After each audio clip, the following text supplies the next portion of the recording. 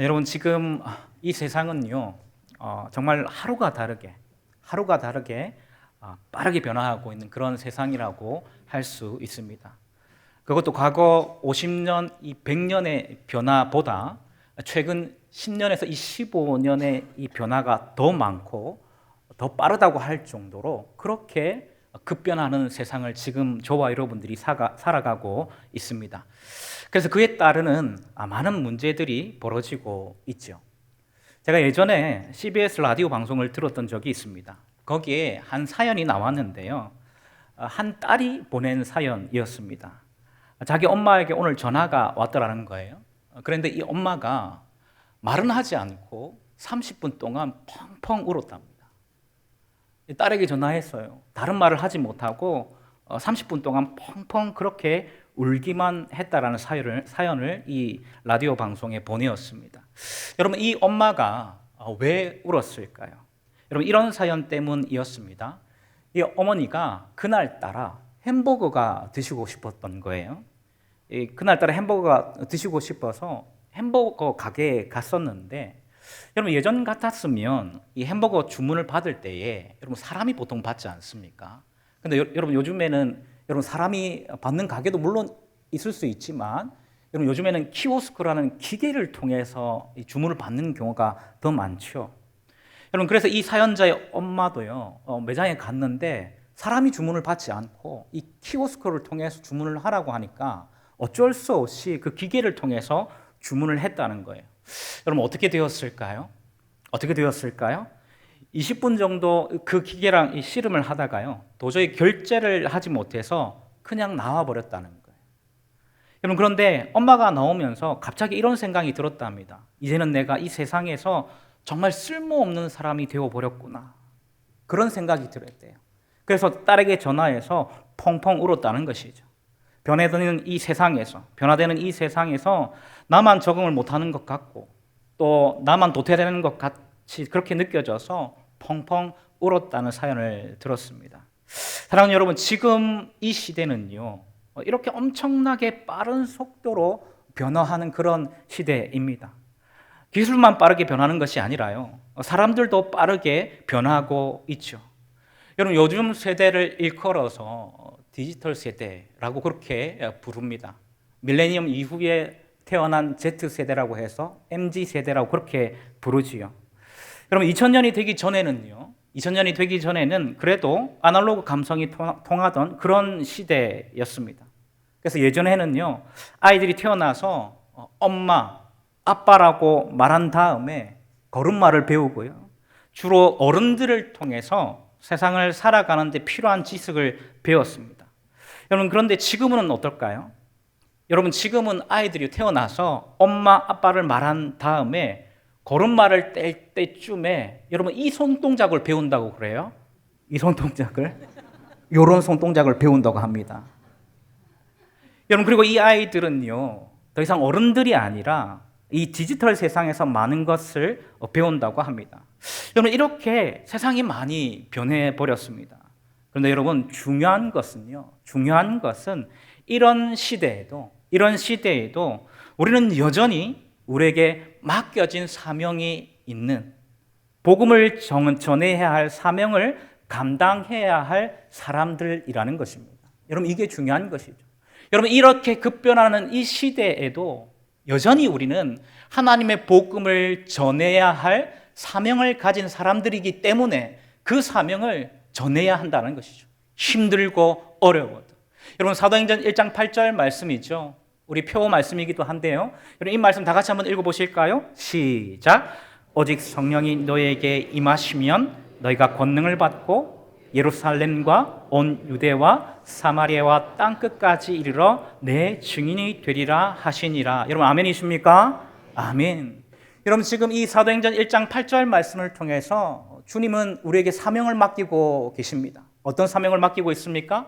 땅끝까지 이르러 누구의 증인이 되라는 거예요? 주님의 증인이 되라고 여러분 그렇게 우리에게 사명을 맡기고 있습니다. 여러분 이 사명을 잘 감당하시는 저와 여러분들 될 수 있기를 주님의 이름으로 축복합니다. 여러분 그래서 저는 오늘 말씀을 통해서 비록 이 세상은 급변하고 있지만 복음을 전하는 것이 너무 어려운 시대이긴 하지만 우리가 믿는 복음의 진리를 어떻게 전해야 하는지, 어떤 무기를 가지고 전해야 하는지를 한번 살펴보려고 합니다. 크게 두 가지를 말씀드리고 싶은데요. 먼저 오늘 본문 10절에서 11절 말씀을 다 같이 한번 읽어보도록 하겠습니다. 10절에서 11절 가로 안에 있는 것까지 같이 읽도록 하겠습니다. 시작! 그러나 너는 나의 교훈과 행실과 의향과 믿음과 오래 참음과 사랑과 인내와 박해를 받음과 고난과 또한 안디옥과 이고니온과 루스드라에서 당한 일과 어떠한 박해를 받은 것을 내가 과연 보고 알았거니와 주께서 이 모든 것 가운데에서 나를 건지셨느니라. 아멘. 그럼 10절 말씀을 보면 우리말 성경에는 어떻게 시작하고 있어요? 그냥 나의 교훈과로 시작합니다. 그런데 원문을 보면요, 이 제일 앞에 괄호 안에 있었던 것과 마찬가지로 그러나 너는 이라는 접속사와 주어로 이렇게 시작되고 있습니다. 여러분, 이 바울은 왜 이 10절과 11절의 말씀을 이 디모데에게 하고 있는 것일까요? 여러분, 그것을 이해하려면요, 오늘 본문 앞부분을 이해할 필요가 있습니다. 왜냐하면 지금 바울은 이 디모데에게 오늘 본문 앞에서 나온 사람들과 완전히 다른 모습으로 살라는 의미에서 그러나 너는 이라는 말씀으로 이 10절을 시작하고 있기 때문입니다. 자, 그렇다면 오늘 본문 앞부분에서는 어떤 사람들이 나올까요? 여러분, 오늘 본문 앞부분에서는 말세의 때를 살아가는 사람들의 전형적인 모습이 나옵니다. 한번 보실까요? 디모데후서 3장 1절 말씀입니다. 3장 1절 우리 다 같이 한번 읽어봅니다. 시작! 너는 이것을 알라. 말세에 고통하는 때가 이르니니. 여러분, 여기에 보니까 말세에 고통하는 때가 이르리니 그렇게 말씀하고 있는데요. 여러분, 우리말 번역을 보면 마치 이 말씀이 미래형인 것처럼 그렇게 느껴집니다. 그런데 사실은 이게 미래형 말씀이 아니라 완료형 말씀입니다. 그러니까 말세에 고통하는 때가 이르렀다, 이미 이르렀다는 그런 말씀이라는 것입니다. 여러분, 그런데 여기서 말세라는 이 단어가 나오는데, 여러분, 이 말세는 언제를 말하는 것일까요? 여러분, 예수님이 언젠가 먼 미래에 재림하게 되실 텐데 그 언젠가를 말세라고 부르는 것일까요? 여러분, 아닙니다. 여러분, 성경에서 말하는 말세는요, 예수님의 성육신과 더불어서, 그러니까 예수님의 초림과 더불어서 이미 시작되었다고 봅니다. 여러분, 그래서 사도행전 2장 말씀을 보시면요, 오순절에 성령의 강림하신 사건이 나오게 되죠. 그런데 이 사건을 두고 이 베드로가 그 이후에 설교를 통해서 어떻게 해석하냐면 말세에 성령을 부어주시겠다는 이 요엘 선지자의 예언이 지금 성취된 것으로 그렇게 해석하고 있습니다. 여러분, 사도행전 2장 16절에서 17절 말씀 제가 읽어드리겠습니다. 이는 곧 선지자 요엘로 말씀하신 것이니 일렀으되 하나님이 가라사대 말세에 내가 내 영으로 모든 육체에게 부어주리니 너희의 자녀들은 예언할 것이요 너희의 젊은이들은 환상을 보고 너희의 늙은이들은 꿈을 꾸리라, 그렇게 말씀하고 있습니다. 여러분, 지금 성령 강림의 사건을 이 베드로가 설교를 통해서 해석하면서 제일 처음에 뭐라고 말씀하고 있어요? 선지자 요엘로 말씀하신 것이니 이렇게 말씀하고 있습니다. 그리고 그 뒤에 말씀에 뭐라고 얘기하고 있냐면 하나님이 가라사대 말세에 내가 내 영으로 모든 육체에게 부어주리니 너의 자녀들은 예언할 것이요 너의 젊은이들은 환상을 보고 너의 늙은이들은 꿈을 꾸리라, 이렇게 말씀하고 있다는 것입니다. 여러분, 예수님 성육신하신 이후의 모든 시대가 말세이기 때문에 지금 이 베드로가 이 요엘서 말씀을 이렇게 인용하고 있는 것입니다. 여러분, 쉽게 말하면 베드로와 바울이 살았던 시대도 또 지금 우리가 살고 있는 시대도 말세라는 것입니다. 여러분, 그런데 바울은 이 말세를 특별히 어떤 때라고 말씀하고 있습니까? 고통의 때라고 3장 1절에서 그렇게 말씀하고 있죠. 여러분, 왜 이 말세가 고통의 때일까요? 바울은 디모데후서 3장 2절 이하의 말씀을 통해서 그 이유를 설명하고 있는데요. 2절 말씀을 한번 보실까요? 2절 말씀 우리 다 같이 한번 읽어봅니다. 시작! 사람들이 자기를 사랑하며 돈을 사랑하며 자랑하며 교만하며 비방하며 부모를 거역하며 감사하지 아니하며 거룩하지 아니하며 이렇게 말씀하고 있죠. 그럼 어떤 학자는요, 이 구절 말씀을 두고 이 구절이 악의 목록을 이야기하고 있다, 그렇게 이야기합니다. 악의 리스트를 언급하고 있다. 말세의 때를 사는 사람들이 가지고 있는 그 악의 목록을 지금 이야기하고 있는 것이다, 그렇게 이야기합니다. 여러분, 그런데 이 악의 목록의 핵심이 무엇입니까? 여러분 잘 보시면 사람들이 자기를 뭐하며라고 말씀하고 있어요? 사랑하며. 사람들이 자기를 사랑하며 돈을 뭐하며요? 사랑하며. 여러분 이렇게 이야기하고 있죠. 여러분 그러니까 이 악의 목록의 핵심이 뭐냐 하면 잘못된 사랑입니다. 잘못된 사랑. 여러분 이 잘못된 사랑이 말세의 때를 사는 사람들이 가지고 있는 모든 악들의 핵심이라는 것이죠. 여러분 원래 인간은 하나님을 사랑하고 하나님의 선하신 일들을 사랑해야 할 존재들로 그렇게 창조되었죠.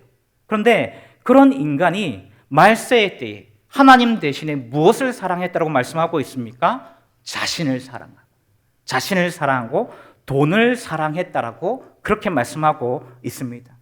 그리고 그렇게 영적인 하나님과의 관계가 잘못되니까 이 세상의 모든 관계의 기초가 되는 부모를 거역하는 악을 저지르고요, 기본적인 감사조차도 하지 않는 사람들이 되어버렸습니다. 그래서 3절 말씀에 이렇게 이야기하고 있죠. 무정하며 원통함을 풀지 아니하며 모함하며 절제하지 못하며 사나우며 선한 것을 좋아하지 아니하며 4절과 5절 상반절 말씀에는 이렇게 얘기합니다. 배신하며 조급하며 자만하며 쾌락을 사랑하기를 하나님 사랑하는 것보다 더하며 경건의 모양은 있으나 경건의 능력은 부인하니 이렇게 말씀하고 있습니다. 여러분 이 말씀들이 다 무엇을 보여주는 것일까요? 하나님을 향해야 할 사랑의 방향이 잘못 사용되는 예를 보여주고 있는 것입니다. 사랑의 방향성이 잘못되다 보니까요, 자신에게는 관대하고 남에게는 엄격한 잣대를 들이대는 이기적인 사랑의 결과들로 드러나는 것이죠. 그러니까 결과적으로 어떻게 되죠? 경건의 모양은 있는데 경건의 능력은 부인하는 삶을 살게 되는 것입니다. 여러분 고린도전서 4장 20절에도 바울이 이렇게 이야기하죠. 하나님의 나라는 말에 있지 않고 어디에 있다고 말해요? 능력이 있다고 그렇게 이야기하고 있잖아요. 그런데 그 능력을 경험하지 못하는 삶을 살게 되는 것이죠. 그래서 바울은 오늘 본문에서 디모데를 향해서 말합니다. 그러나 너는 그렇게 살지 말라고 강력하게 이야기하는 것입니다. 아무리 이 세상의 많은 사람들이 자기를 사랑하고 쾌락을 사랑하기를 하나님을 사랑하는 것보다 더 사랑한다 할지라도 너는 그렇게 살지 말고 하나님 나라를 위해서 복음을 위해서 살아야 된다라고 그렇게 말씀하고 있는 것입니다. 그런데 여러분 중요한 것은 뭐냐면 여러분 이 바울이 이런 이야기를 하는 근거가 무엇일까요? 여러분 바울이 무엇을 근거로 지금 이 이야기를 하고 있는 것일까요? 놀랍게도요, 바울은 자신의 삶을 근거로 이 이야기를 하고 있습니다. 여러분 보십시오. 10절과 11절 말씀 다시 한번 보시면요, 그러나 너는 누구의 교훈과요? 나의 교훈. 바울의 교훈을 말하는 것이죠. 나의 교훈과 행실과 의향과 믿음과 오래 참음과 사랑과 인내와 박해를 받은과 고난과 또한 안디옥과 이고니온과 루스드라에서 당한 일과 어떠한 박해를 받은 것을 네가 과연 보고 알았거냐 이렇게 이야기하고 있습니다. 여러분 여기에서 보시면 네가 과연 보고 알았거냐라는 표현 보이십니까? 여러분 이것은 디모데가요 바울의 삶을 가장 가까이에서 지켜봤다는 것을 의미하는 것입니다. 바울의 가장 가까이에서 디모데는 바울의 교훈, 가르침을 말하는 것이죠. 이 교훈과 행실, 여러분 이 행실이라는 것은 삶의 방식을 말하는 것이거든요. 바울이 어떤 삶의 방식을 가지고 살았는지를 그렇게 보고 배웠다는 거죠. 의향, 여러분 의학은 목적을 이야기하는 것입니다. 바울이 어떤 목적을 가지고 살았는지를 이 디모데가 보고 배운 것이죠. 그 뒤에 말씀에도 보니까 믿음과 오래 참음과 사랑과 인내를 누구를 통해서 배웠다고요? 바울을 통해서. 바울의 삶을 통해서 배웠는데 여러분 그것을 근거로 바울은 이 디모데에게 복음을 위한 삶이 어떤 삶인지, 하나님 나라를 위한 삶이 어떤 삶인지를 전하고 가르치고 있는 것입니다. 사랑하는 여러분, 이것이 바로 진리를 전해야 하는 사명을 감당할 우리의 첫 번째 무기입니다.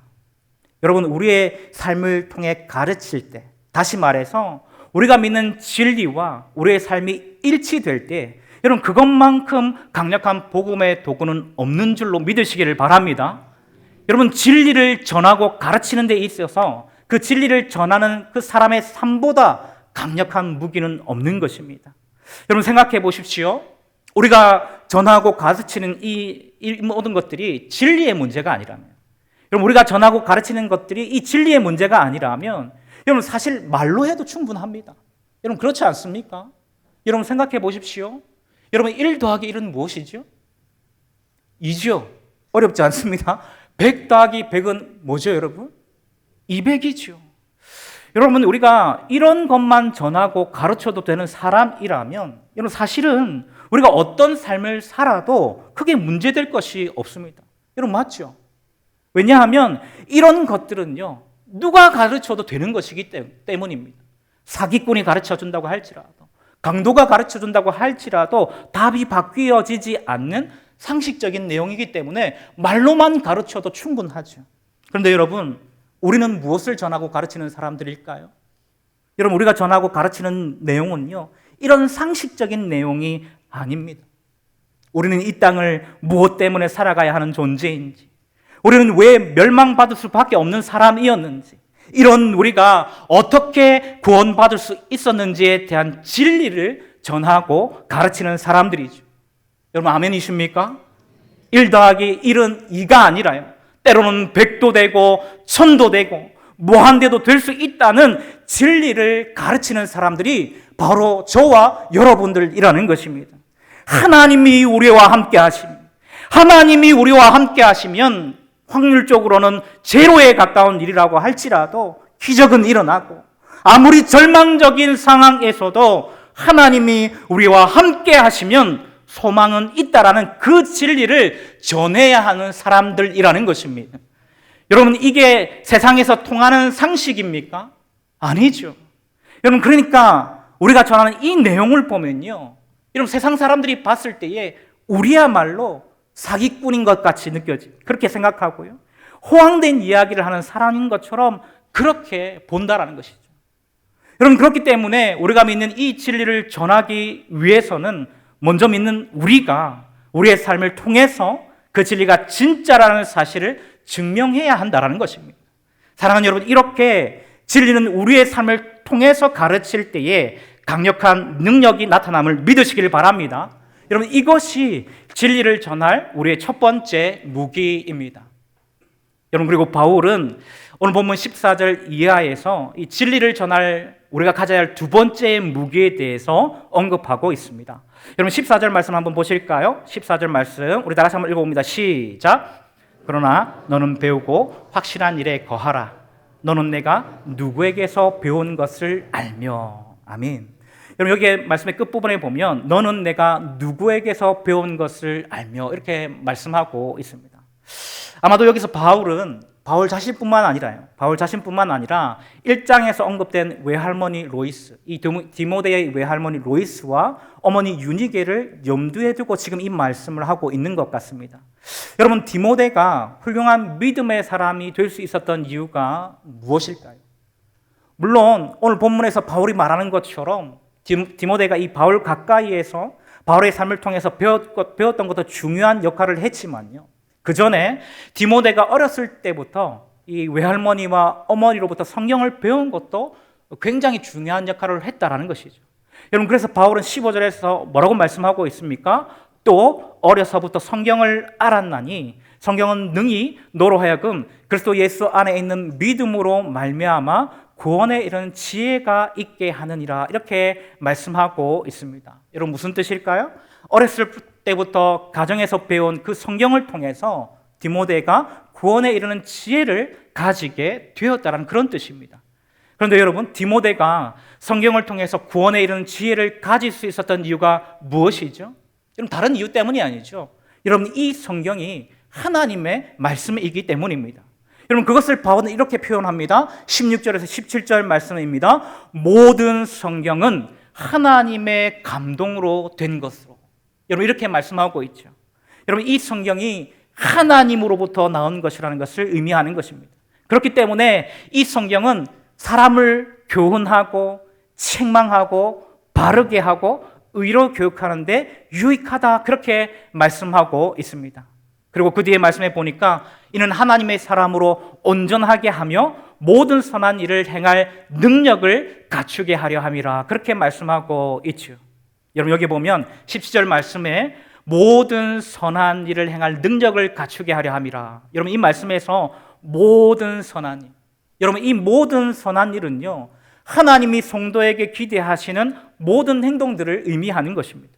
그런데 그렇게 하나님이 기대하시는 모든 행동들을 할 수 있게끔 해주는 것이, 다시 말하면 사람을 변화시킬 힘이 하나님의 감동으로 기록된 이 성경, 이 하나님의 말씀을 통해서 가능하다는 것을 말씀하고 있는 것입니다. 사랑하는 여러분, 이것이 진리를 전할 우리가 가져야 할 두 번째의 무기입니다. 오직 하나님의 말씀만이, 오직 하나님의 말씀만이 하나님이 기대하시는 모든 선한 일을 행할 능력을 가지도록 사람을 변화시킬 수 있기 때문에 성경에 무지한 사람은요 제대로 된 진리를 전할 수 없고요 성숙한 하나님의 사람을 키워낼 수가 없는 것입니다. 그렇기 때문에 우리는 하나님의 말씀이란, 이 성경이라는 이 무기가 필요한 것입니다. 여러분, 사람은 쉽게 바뀌지 않습니다. 여러분, 우리가 잘 알고 있는 것처럼 우리 주변에 있는 사람들이 여러분 쉽게 바뀌던가요? 여러분, 우리가 쉽게 바뀌던가요? 그렇지 않죠. 여러분, 사람은 쉽게 바뀌지 않지만 하나님의 말씀은 사람을 변화시킬 능력이 있습니다. 여러분 믿으십니까? 여러분, 그 증거가 바로 저와 여러분인 줄로 믿습니다. 여러분, 저만 해도 그렇죠. 여러분, 제가 예전에도 설교 때 말씀을 드렸던 것처럼 여러분, 저는 고등학교 1학년 때부터 교회를 다니기 시작했어요. 여러분, 그전에는 단 한 번도 교회를 나가본 적이 없습니다. 여러분, 제가 교회를 다니게 되는 여러분 중요한 역할을 하신 분들이 몇몇 분이 계시는데, 여러분 그 중에서 선생님 두 분이 제가 교회를 나올 수 있게끔 큰 역할을 했었던 분들입니다. 그 중에 한 분은요, 제 중학교 1학년 담임 선생님이시고요. 또 한 분은 도덕 선생님, 도덕 교과목을 담당하셨던 선생님이었습니다. 제가 시간이 되면 이 두 분을 다 말씀해드리면 참 좋을 것 같은데 시간 관계상 두 분은 다 말씀해드릴 수 없을 것 같고 이 도덕 선생님 이야기를 좀 하려고 합니다. 여러분, 이 도덕 선생님에겐 별명이 한 가지가 있었습니다. 어떤 별명일까요? 그 유명한 할렐루야 선생님이었습니다. 여러분, 감이 오십니까? 여러분, 저 때만 해도 이 수업이 한 50분 정도 그렇게 진행되었거든요. 50분 정도 수업을 하고 10분 정도 쉬고, 여러분 그렇게 수업이 진행되었는데, 여러분 이 선생님은요 수업을 한 10분 정도 해요. 한 10분 정도를 하고 난 다음에 나머지 한 30분에서 40분 동안 무슨 이야기를 하냐면 오로지 성경 이야기만 하시고요, 자기 간증만 이야기하십니다. 여러분, 그래서 아담이 어떻고 아브라함이 어떻고 다윗이 어떻고 또 자기가 기도를 했더니 하나님이 어떤 응답을 해주셨, 뭐 이런 이야기만 수업 시간에 하는 거예요. 여러분, 그러니까 학생들이 좋아할까요, 싫어할까요? 좋아할까요, 싫어할까요? 여러분, 요즘에 이렇게 수업 시간에 얘기해도 되는지 모르겠습니다. 아마 제 생각엔 지금 이렇게 선생님 만약에 얘기했으면 아마 학생들이 신고했을 것 같아요. 그런데 그때는 그게 가능했습니다. 여러분, 이 선생님의 수업을 99.9%가 싫어했습니다.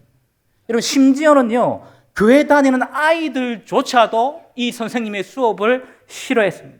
여러분, 그런데 놀라운 것은 그 선생님의 수업을 99.9%가 다 싫어하는데요, 여러분 좋아했었던 딱 한 명이 있었습니다. 그게 누굴까요? 접니다, 저. 여러분, 저는 그 선생님의 수업이요 너무 재밌는 거예요. 99.9%가 그 선생님의 수업을 싫어했다니까요. 그런데 저는 있잖아요, 그 선생님의 수업이 너무 재미있는 거예요. 여러분, 앞에서 제가 말씀드렸던 것처럼 그 전까지 제가 단 한 번도 교회를 나가본 적이 없어요. 크리스마스를 비롯하여 여러분 부활절, 그 많은 시간 동안 제가 뭐 했는지 모르겠습니다. 여러분, 단 한 번도 여러분 교회 나가본 적이 없었습니다. 여러분, 그 선생님을 통해서 듣는 성경 이야기가 다 처음 듣는 이야기였습니다. 물론 여러분 교회를 가기 전에도 예수라는 이름을 들어본 적은 있습니다. 여러분, 저희 때만 해도 노방전도가 굉장히 많았을 때니까요. 지나다닐 때마다 예수 믿으세요, 예수 믿으세요. 그러면서 예수님의 이름은 들어봤어요. 여러분 오죽하면 제가 예수 믿으세요라는 그 사람 앞에 저는 절에 다니는데요 그렇게 말을 했겠습니까? 여러분 그 정도로 많은 사람들이 예수님의 이름을 이렇게 선포하면서 그렇게 전도를 했어요. 예수님의 이름은 많이 들어봤습니다.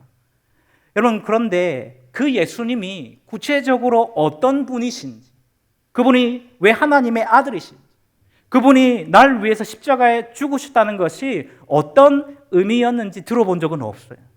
그런데 그 선생님이 이 수업 시간에 성경 이야기를 통해서 그런 이야기를 해주시는데요. 너무 재미있는 거예요. 너무 재미있는 거예요.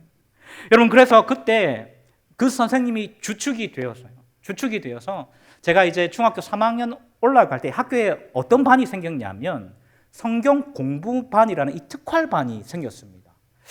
여러분 지금 있는지 잘 모르겠는데 지금도 이 특활이 있는지 특활 시간이 있는지 잘 모르겠는데 여러분 저희 때만 해도 이 금요일마다요 특별 활동 시간이 있었습니다.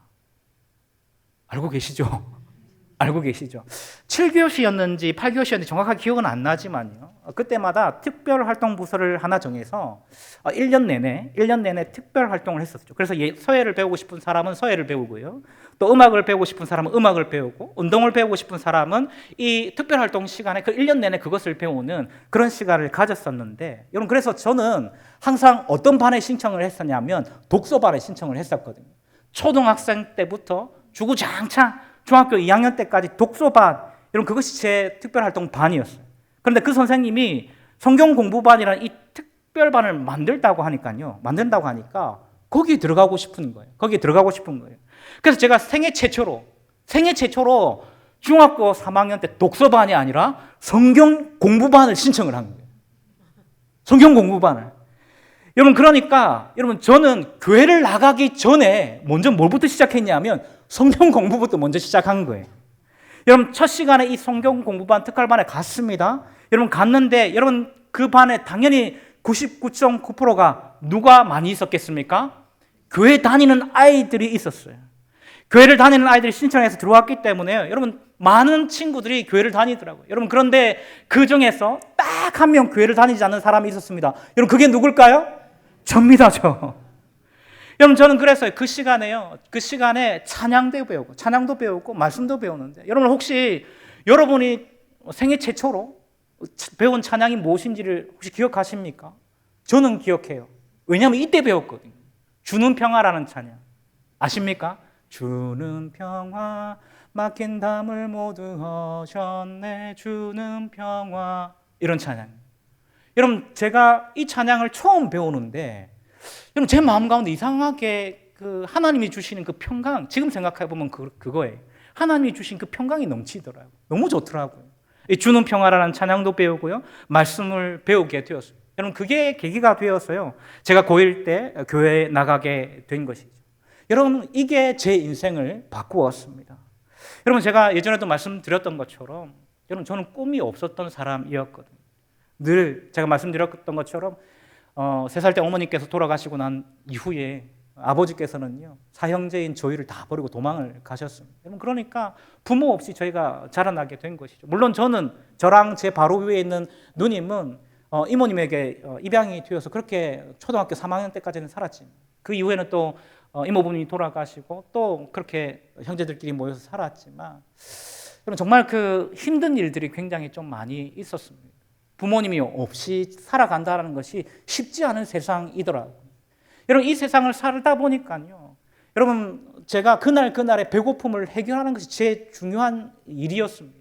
그날 배고픔을 해결하는 데 힘을 쏟다 보니까요. 여러분 다른 걸 생각할 겨를이 없었어요. 여러분 그러니까 저는요. 제 인생이 너무 허무하다라고 생각을 했었습니다. 너무 재미없다라고 생각을 했었습니다. 그러니까 당연히 꿈이 없죠. 여러분 그런데 그런 제가요. 하나님의 말씀을 듣고 하나님의 말씀을 배우니까 꿈이 생기더라고요.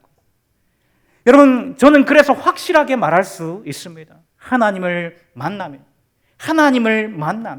꿈이 생긴다라는 것입니다. 여러분 하나님을 만나면요. 절망에서 아무리 확률적으로 보면 제로에 가까운 확률이라도 소망을 가지게 된다라는 것을 확실하게 말씀드릴 수 있습니다. 여러분, 그러면 하나님이 기적과 같이, 정말 기적과 같이 내가 생각했던 것 이상으로 이루어 주시는 것을 많이 경험하면서 지금까지 살아왔습니다. 여러분, 결국 제 삶을 바꾼 것은 무엇이었을까요? 여러분, 다른 것이 아니라 하나님의 말씀이었습니다. 이 말씀이 제 삶을 바꿔왔다라는 것입니다. 여러분, 이 성경이 여러분 어떻게 보면 아무것도 아닌 것처럼 보이지만, 여러분, 이 성경이 정말 하나님의 말씀이기 때문에 사람을 살린 능력이 여러분 이 성경 안에, 이 말씀 가운데 있는 줄로 믿으시기를 바랍니다.